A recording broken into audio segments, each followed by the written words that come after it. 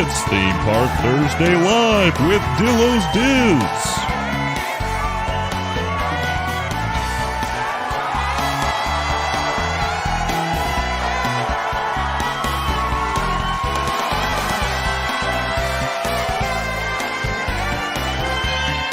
Featuring Frank.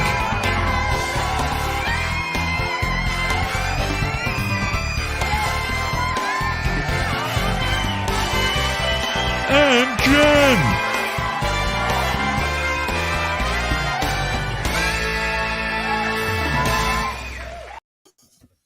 This is Theme Park Thursday Live with Dillos Diz. She is Jen. Hello. And I am Frank. Jen didn't know that ticker was happening for about the first 45 seconds, and I love it so much. And then I just shook my head, and he was back there laughing, cracking it up. Makes it tough. Thinks he's funny. Well, thanks for checking us out here on our YouTube channel. For the next 30 minutes or so, we will present 3 topics or subjects that were news events this week that we did not discuss on our Theme Park Thursday podcast, which is available right now on all your podcatchers. Theme Park Rob joined us for a little Festival of the Arts conversation. Immediately following this live stream, we will take it over to dillosdizresort.com and do a little post-show chit-chat. So join us over there at dillosdizresort.com. But for now, we actually, Jen. Yeah. We have 3 topics or subjects. We do. And like 2 honorable mentions if there's time. That's true. We got a lot to do in 28 minutes. 28 minutes. Yes. So let's get right to it. You want to say hello to people in the chat? I do. Yeah. Good morning, Jeffers, Theme Park Rob. Our Theme Park Thursday guest on the podcast today. Good morning, Steffers. Good morning, Ryan. Good morning, Lewis. Good morning, Lexi.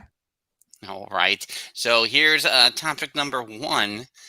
Double your bobs. So it was released yesterday that both Bob Iger and our friend and yours, Bob Chapek, received salaries that were more than double than what they received in 2022. Now we know that they took it down a little bit in 2020. Yeah. So now with 2021 being double, with that news released in 2022, too many 20s. Too many 20s to discuss, but we'll discuss their salaries and what it means and if they involve any pillars. It's pillars. Topic number 2, we don't talk about it. We don't talk about Bruno is number 4 on the Billboard chart and what that means in terms of Disney music history and in parallels to Let It Go. I really want to discuss that a little bit and what that means for maybe Disney animated music moving forward. Topic number 3. This might be a good one. I don't know. This might be the one we spend the most time on. The growth of Toy Story Land. Lots of things happened with Toy Story Land this week. Additions that are in the park now. Additions that are forthcoming. So the growth of Toy Story Land. There's a lot of noise going outside. It's snowing outside, and the city is freaking out outside. So the growth of Toy Story Land, topic number 3, and of course, not just one honorable mention. We got 2 honorable mentions. If there's time, 26 minutes remain. Double your bobs. We don't talk about it. The growth of Toy Story Land. Place your bets. Place your bets. In the meantime, I would like to read my Yogi Tea tag for today and provide some Thursday wisdom, inspiration, whatever. If you let yourself be successful, you shall be successful. Take that 10 years. Doesn't matter. Doesn't matter if it's been 10 years or not. Just let yourself be successful. That's all. There is nothing I have said in this podcast in 4 years, because basically it's been 4 years. So now that we've been doing Theme Park Thursday as a podcast, that I think Jen has hung on to more than this 10-year concept. You got to push for 10 years to attain the next level. Well, I'm just saying, because I'm not buying it. I think a lot of people are in on number 3, so let's start there. Except for Lexi, who only wants 1. She just wants. I mean, well, I'm sure number 2 will be the most condensed. Who knows? Who knows? Because we never know where tangents may take us here. So topic number 3, which is our first topic here on Theme Park. I'm going to share my screen. Yeah. Share my screen. And here we go. Let's see how you think I would become quicker at this over time, and I have not. No. And maybe I should prepare in a little more in advance of like how to share it. So here we go. New playset fun coming to Toy Story Land in 2022. I'm feeling So we 2022. You know that Taylor Swift sound? So Jesse's Trading Post playset was tucked away in the attic. So that's what you're getting here in 2022, along with the Roundup Rodeo Barbecue, a family-friendly dining experience with a delicious barbecue. Stepping into the lobby and waiting area, guests experience firsthand what it feels like to be one of Andy's honorary toys before progressing into two larger dining room spaces where Andy's Rodeo takes place. Here, the rodeo will be in full swing with Western Town and train station playsets mixing with surprising, playful details, like some fan favorite Pixar characters as they've never been seen before. Stay tuned for more details about all the new playset fun coming this year to Toy Story Land during the 50th anniversary celebration. So, Jen. Yeah. The Trading Post, so this gift shop basically, and the Roundup Barbecue. On our podcast this week with Theme Park Rob, we kind of talked about how we were surprised by the 50th anniversary offerings and kind of them being minimal. Now you hear about Guardians forthcoming, you hear about maybe other things down, we talk about, well, if they bring back a parade, they kind of can have a second wave of, again, using that phrase poorly, with waves these days. We don't see waves the same way anymore. That there could be like a big onslaught of announcements maybe with D23 in September, even though the 50th anniversary will almost be over. It's still another 6 months, whatever. Next week on Theme Park Thursday, which we already recorded, we talked with our friend Steffers. Yes. And we talked a lot about Toy Story Land and kind of some of the jarring immersiveness that is Toy Story Land. Yes. What are your initial thoughts here on the growth of Toy Story Land? I do want to point out Lewis's comment that said I thought we were going to be talking about the extra shade being added, which is the first thing we said in our text message when we talked about this. Right. Yeah, that's how it started. Oh, we're getting there, don't you? Yeah. So no spoilers, but we did say, maybe more could have been done in Toy Story Land or something, a little different or whatever it is. So I think anything more added to this will be a good thing. I'm kind of curious as to how the layout will go for everything, because it does feel small in there sometimes. I wouldn't want it to feel smaller or more condensed or more crowded where then you can't see all the details and you can't take everything in. So I think that would be my only concern, is just how they're going to lay out adding more to this land and how that'll go. Right. So I think the discussion is that it's now my mind's going to play tricks on me here with the layout, but I think it's all before you hit that Woody icon there. I think there's area to the right behind One Man's Dream and the launch bay where you used to load out for the backstage studio tour. Right. And I think that's where that's going. So, I mean, similar to you where you feel like, it's already a little condensed. Now I feel like it's going to be a little, it's not going to feel like a fully rounded area. Yeah. Right. The other part of it is like, I feel like it's a crowbar. Because to me, Launch Bay is totally expendable. Like One Man's Dream is expendable, even though people love it. So what, that's still, to me, all the way, I would say, behind Sunset, down to where Lightning McQueen is over there by Rock and Roller Coaster now. Yeah. To me, eventually that whole area is going to become Pixar related. Right. Mm-hmm. Yes. So I don't think they have a fully laid out plan, and they're just like, we got to put something in here, we got to put something there, we got to put some. It's not coming across as a well laid plan. Good morning, Carlos. How are you? Hi, Carlos. So Lewis is saying, he thinks Toy Story Land is generally brilliant, and I do too. And I think already some of the details do kind of get lost. Like when I think when I was eating at Woody's lunch box, right? Is that what it's called? Yeah. I feel like saying it out loud. It doesn't seem right. And like as I'm sitting there and able to like look up more and look around more, you realize just how much is involved in it. And I love that. I just feel like it, because it's this, that maybe some of that gets taken away. But yeah, and Lewis is saying immersion is lost in all the land by too many people. Yes, I agree.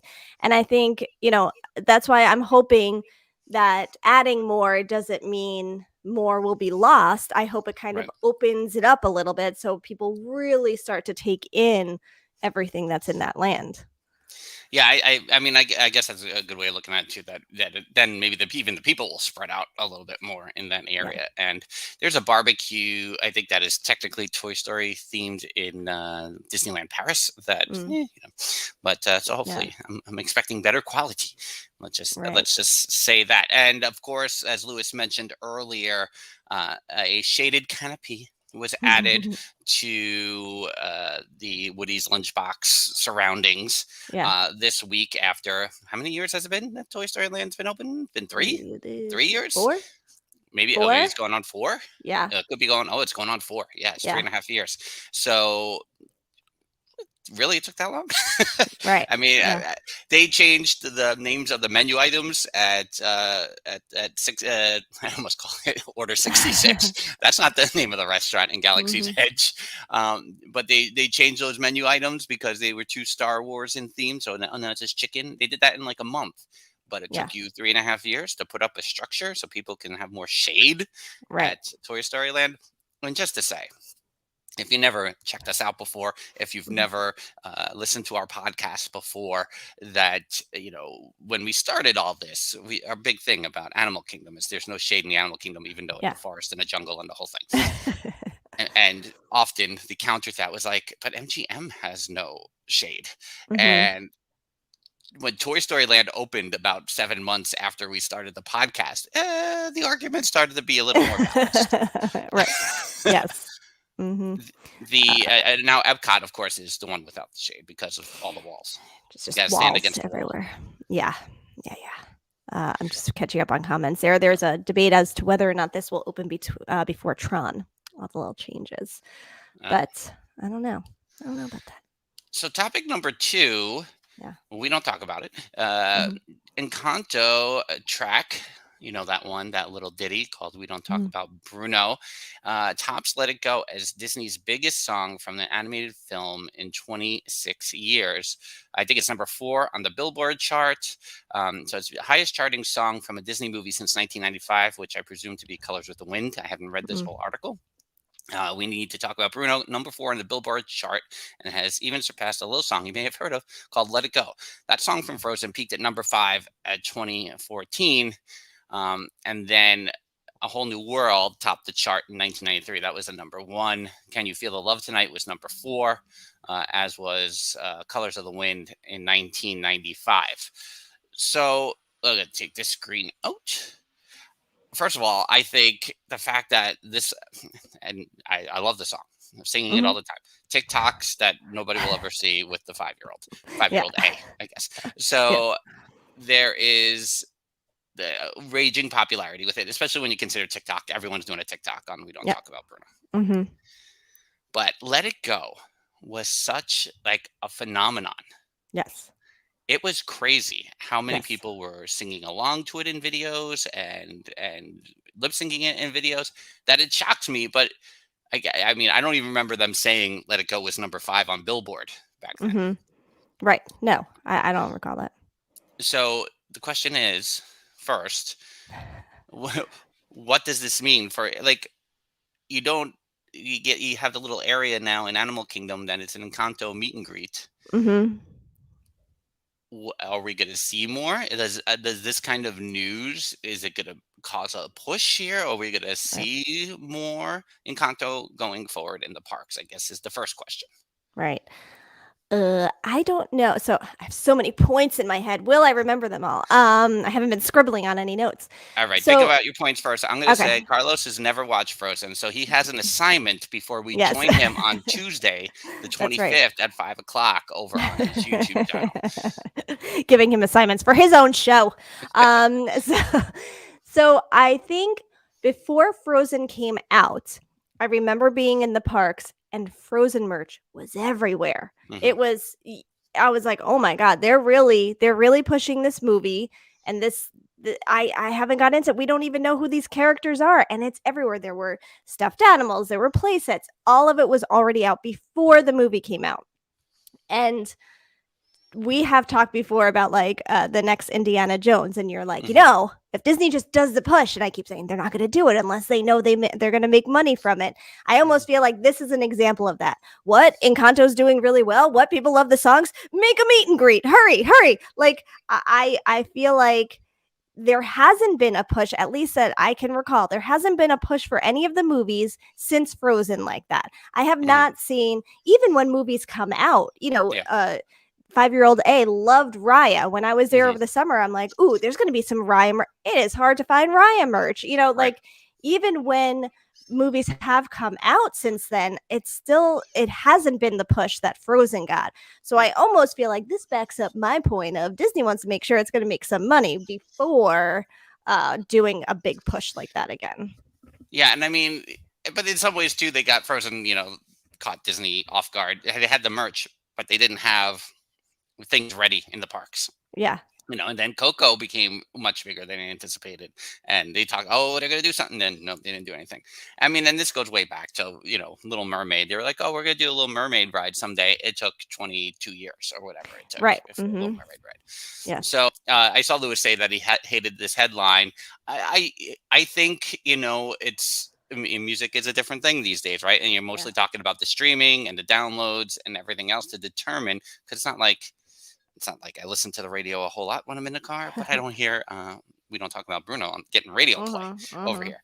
So I think when Let It Go hit, it was a little bit of an in between this radio play versus downloading streaming of songs we do now. Like, I don't think they knew how to figure it out. Otherwise, I think Let It Go would have been a bigger thing in music. Right. It was a bigger thing for fans and in pop culture, but not in music per se. I also find it funny that after our initial watch, we talked about it on the podcast and we talked about how, whether the kids were really into it and all this. And I said, there's something missing in the movie for me, and kind of has been something missing in some of these recent movies for me. And I can't quite pinpoint it. Maybe it's the music. Like, I really like the music, but there's no big Let It Go type song. And yet, because these songs have a different feel to them, and they are, not, I mean, Lynn is behind a lot of it, but and now I should have looked up the composer beforehand. That there is kind of a newer composer in terms of who is usually behind the driving the bus of Disney music. You got the Lopez's, you got Lin-Manuel, and that's usually the only names you see. You don't see some others. Mencken slips in there once in a while. Right. Yeah. Well, I mean, yeah. But so to see maybe some new music and what people are feeling more attracted to this movie, because I think it hits home for a lot of people. So you have Surface Pressure, which is also a big one that people are connecting to personally and is getting them in their feels. And then you have Bruno, which also is connecting with people in terms of a family dynamic, but is also fun and upbeat and quick, and every kid is upset. I listen to that song, I don't know how many times a day at this point, whether we're on the way to school, on the way home from school, at home, whether we have to put on the movie, whatever it is nonstop around here. So it has been interesting to see. Right. Yeah, no, and definitely from the kid angle, I think that's the thing. Carlos said how quickly they added Coco to Film Magic. Definitely, it's like 5 years, right? But also, I feel like they could be doing, and I'm sure there's a lot of internal debate about the Day of the Dead, and we're gonna celebrate this in our parks and post it and marketing and things like. But there should be a big thing, bigger, even if it's happening on a small scale, bigger. With Coco in. Oh, you just knocked out your sound there. Nope, you're still out. Am I out back now? Oh, now you're back. Yeah. Okay. So that is, I'm talking too much with my hands. Yes. So And now the third topic. Let me bring. I mean, I know Lewis doesn't want to hear about the double your bobs, but let's see if we Lexi can. does. Lexi definitely wants to hear it. We've got 2 honorable mentions, so we won't spend too much time here on the salaries of both Bob Iger and Bob Chapek in 2021. From Deadline, Bob Chapek's pay package more than doubled in 2021 to $32.5 million. Bob Iger took home $46 million. Chapek's pay puts him significantly below the level of many other media executives. I kind of like that this is also kind of beating up our friend Bob Chapek a little bit. Of his total compensation, 10.2 came in the form of a stock award and 14.3 million via the company's non-equity incentive plan. One reason for the dramatic jumps from all the top execs from fiscal 2020 to 2021 is that they did not receive bonuses in 2020 due to the pandemic. Iger 45.9, up from 21 million the year before. His base salary remained $3 million. The financial disclosures are for the fiscal year ending October 2nd, which is always why certain anniversaries fall a certain way in the parks, and that is pretty much the main thing. Chapek, a former senior executive in the company's theme parks, consumer products, and home entertainment divisions, took the helm of Disney just as the coronavirus pandemic started to hit with full force. He steered the company through a period of dramatically reduced revenue as COVID forced the closure of parks and resorts, as well as movie theaters, with live sports also taking a lengthy and costly break. And then he gives a little love to Chapek there at the end.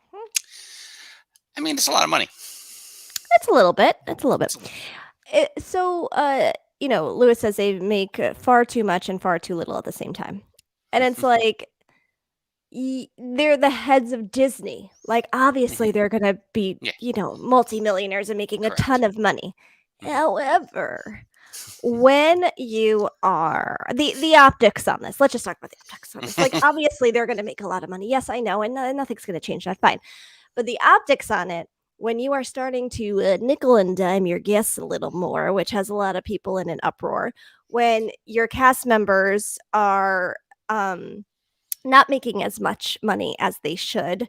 We talked today with Theme Park Rob a little bit about the ivory tower feeling that can happen in any corporation, and especially in Disney. This is like, you have your cast members who are out there in front of the people getting yelled at every day. And then they got to go and read this headline of all the millions you guys are making. I feel for them. Even though obviously they're going to be making that money, like obviously, but also, as a leader, could you not just take off a few million for a couple of years just to help your company out? I mean, just all right, you're going to get your bonus. Okay. Take a little bit of a pay cut just for a little bit. Show some good faith there. I know that's silly, but Yeah, I mean, the timing when last week the pillars came out from Chapek's memo with the increases that we're seeing in prices at the parks, and then followed by this, we're still all lumping that together. Yes, Lexi saying that our wallets are the true North Star. By the way, if anyone knows, has a recommendation for a wallet, I'm in search of a new one, something that's like nice and comfortable, and sure. I'll take suggestions at any of our social media locations. Okay, great. And then stand by for Dillos Diz merch for a new wallet. Let's see. We got 6 minutes, so let's do honorable mention number 1. These pictures are popping up. Wait, I'm going to interrupt you for a second. Sorry, because this is a good thing from Ryan. I would pay to watch a documentary of Bob Chapek having to take his family to WDW on an average family budget. Show me Bob up at 7 a.m. every day trying to get lightning lanes, etc. That would be real interesting. That's like what's that show? The boss show, the Undercover Boss. It's like that, like have them go in and really just be every man. Yeah, and I also want to clarify this point because we beat up Bob Chapek a little bit last week on Theme Park Thursday, the podcast, and we talk a little bit about it today. And it's not so much as work as a businessman or anything like that. To me, Walt. I mean, I don't even want to consider Walt, but Walt Eisner and Iger, to me, are the forward-facing people of the company. Like over the 100 years, the century, as Chapek referred to it last week. When I see someone in the position that I don't think can genuinely be the face of the company, it makes me concerned. I rather much see Iger, suave businessman, Mm-hmm. Eisner, Hollywood pitchman, Yep. Walt was a showman. Yep. That is what I need from my Disney figureheads. I can't. That if he's a behind the scene business guy, if he's wonderful at that, Chapek is good at that, whatever it may be, so be it. I can't have him be the face of this company. Right. Yeah. No. Well, and I feel like that's why they push Tomorrow everywhere. You don't see, Chapek's not out in the public view that much. So, yeah. All right, here's part A here. These strollers have been dropping the Mickey and Minnie character design here in front of the castle. I think it's from Plan Disney on Twitter. So strollers are going through a whole overhaul here. And we're not going to talk about the tweet of the video of the woman yelling at the cast member about touching the stroller this week. We're just going to leave that out of the mix. But we have these new stroller designs. So I know our friend Adam at the Mouse and More, waiting for Adam. He can't show up in the morning, so we're always waiting. He mentioned what we thought about you. He was like, you guys didn't talk about the strollers. How can you not talk about this change? So here we are looking at the pictures now. Jen, the strollers. They're cute. I would hope that you make sure you have enough Mickey and Minnie, because if you get a kid that really wants one and it's not available, you're going to have problems. You're going to have the scene in Big Daddy. Can you get this kid a Happy Meal? It's going to be that if you don't have the one they really want. But I also find it interesting that they are going this route, because strollers have always been generic in Disney. First of all, the only stroller I accept is the blue stroller that was probably dangerous for kids, that I slept in and went over the Adventureland bridge. That's right. That's the qualification for this stroller. It has to make that sound going. Right. That's all it has to do. I don't care about anything else. But then it went to the brown buckets or whatever. So, it's nice to see some pizzazz on the strollers, but at the same time, I feel like they'll do away with this at some point. I don't know that this will last, because these seem and appear to cost more than the generic strollers. So I feel like at some point these will get a cut. This is where your Genie Plus money is going. This is where it is going. Oh, and Frank's gone. So he just left. Let's see if he comes back, or I just finish out the show myself. Who knows? But this is why he can't share his screen. He gets too excited and then he disappears off of it. Up, and he's back. Hello. I was like, maybe I'll close out the show. We got one more honorable mention here, so let's get right to it. Don't X out the wrong window when you're looking to share your screen. Okay, great. Thanks, Frank, for that tip about live streaming. I agree, Lewis, about the strollers may fade and look bad faster than the others would. I agree with you. Well. Go ahead. Janky faster. Boba Fett is dead, from How Disney Plus Ruined Star Wars Coolest Character. This is from theguardian.com. Never has there been more clickbait. This article, I mean, maybe it just hit me at the wrong time last night, but this article lit me on fire. It's like, stop it. Why? Why? I'm just for the clickbait. This is a guy, Han Solo, hit him with the stick. He flew into John. The character has already died, literally, and was made to look bad. So now we're just getting gravy, everyone. We're rebuilding it. Yeah. And Jen is 2 episodes behind, so I won't get into it. The 4th episode is the best to date. I'm sorry that if the pacing is not to your liking, that's subjective. I agree. There's sometimes I'm like, what am I want? Why is it so slow? Right. I agree, but I also see the chess pieces going into place. Yeah. To say the character is dead after 4 episodes of this series is nonsensical. 1. And 2 is, as I posted on Twitter, when at the end of this season, when he kills Fennec and destroys everything, and you find out that no spoilers for Jen about anything else, so don't read my tweet about this. When you find out that he is way more dastardly, that is being led on right now, and he Kaiser Soze's this, just you wait. Just you wait. He's not dead, everybody. Right. Just so you know. All right. I know, because I did see that. As someone who's too behind, I saw that and went, what? Is this sorry, a spoiler? Is this a spoiler right here? Sorry. It's fine. I don't care. Well, so for me, because and we've talked about this a little bit, it's 10:30, so I'll talk fast. That, you know, I am a Star Wars appreciator and not a nerd about it all. So, you know, some of the things get a little lost on me and whatever. And mixed with the pacing of the show, I have kind of been like, do I go full force? Because Mr. Dillo was like, let's watch it. And I'm like, I'm not in the mood. But so I have told him, though, like, I'll give it one more episode, but now you're saying the fourth is, so I guess I'll give it 2 more episodes, see how I feel before I decide whether I'm done or, and then he just watches. I'm not sure. Yeah, you're going to feel the same way after the third one, but watch them both together. Okay. And, all right, fair enough. I would say it picked up a notch. Okay. So there we go. We're going to head over to DillosDizResort.com here for a little post-show chit chat. So head on over to DillosDizResort.com. It's our Patreon level. Memberships beginning as low as $1 per month. That gets you access to our 1-channel Discord. We're heading over to the quiet pool with our guests to have a little chit chat. Of course, we are 1 week away from Jen's big birthday, so make sure to get all your cards. And Jen, you have stuff there now. I've been getting tips that there are things at the PO box as we speak. 55 Gerard Street, number 987, Huntington, New York, 11743. So we'll see you over at Dillo's Diz Resort for a little post-show chit-chat. And I don't think we'll be here next week. It's still on the fence because it is Jen's big birthday, a week from Thursday. I'll be on an airplane to Orlando. So we'll see how that's going to all go. Yeah. Jen's just shaking her head knowing it's a week away. Yep. Until that time, she's Jen, and I'm Frank. Bye-bye. Deuces.